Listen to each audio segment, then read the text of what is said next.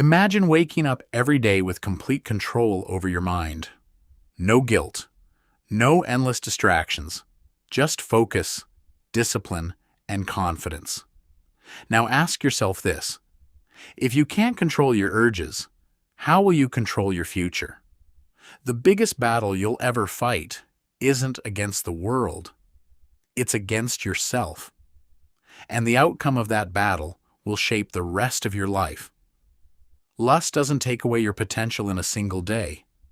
It does it through repeated habits that slowly become automatic. The good news is that your brain can change.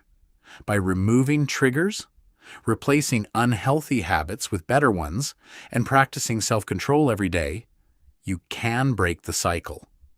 Real strength isn't never feeling temptation. It's choosing not to let temptation make your decisions.